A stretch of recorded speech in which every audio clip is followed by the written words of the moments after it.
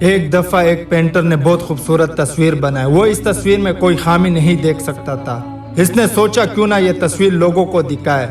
اس نے وہ تصویر شہر کے بیچوں بیچ لٹکا دی اور اس کے نیچے ایک چیز لکھ دی جس میں لکھا تھا اگر کسی کو اس میں کوئی کمی نظر آئے تو اس جگہ کو نشان لگا دے۔ شام کو جب پینٹر اپنی پینٹنگ لے کر پہنچا تو وہ بہت مایوس ہوا کیونکہ اس کی پوری پینٹنگ نشانات سے ڈکی ہوئی تھی اور پینٹنگ بالکل برباد ہو چکی تھی۔ اسے سمجھ نہیں آ رہا تھا کہ اب کیا کرے۔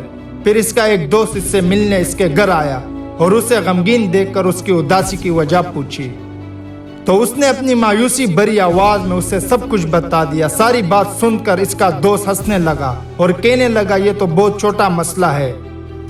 دوست نے اس سے کہا کہ تم کل پھر دوسری تصویر بناؤ اور اس بار بھی اس شہر کے بیچوں بیچ لٹکا دو اور اس کے نیچے ایک اور چیز لکھو۔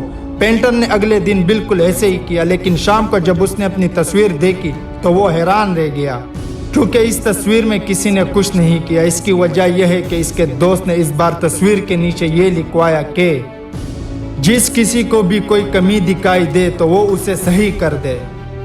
اس سے پینٹر کو اپنے مسئلے کا حل مل گیا۔ اب وہ سمجھ گیا کہ دوسروں کے عیب تلاش کرنا کتنا آسان ہے لیکن اس عیب کو دور کرنا بہت مشکل ہے۔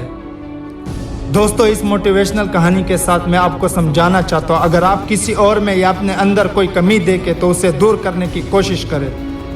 اگر آپ ایسا کریں گے تو آپ کا شمار اس دنیا کے 99% لوگوں میں نہیں ہوگا بلکہ ان 1% لوگوں میں ہوگا جو کامیاب ہے اور خود کو بہتر بنانے کی مسلسل کوشش کرتے ہیں۔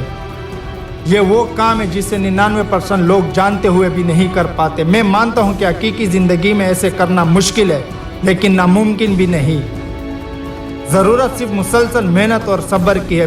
میں خود بھی ہر روز اپنی کوئی نہ کوئی خامی دور کرنے کی کوشش کرتا ہوں۔ آپ نے بھی فیصلہ کر لیا ہوگا کہ آپ 99% میں رہنا چاہتے ہیں یا 1% میں ہونا چاہتے ہیں جو کامیاب ہے اور خود کو بہتر بنانے کی مسلسل کوشش کرتے ہیں۔ ہر روز اپنی ایک کمی کو اپنے نوٹ بک میں لکھیں اور اسے دور کرنے کی کوشش کریں۔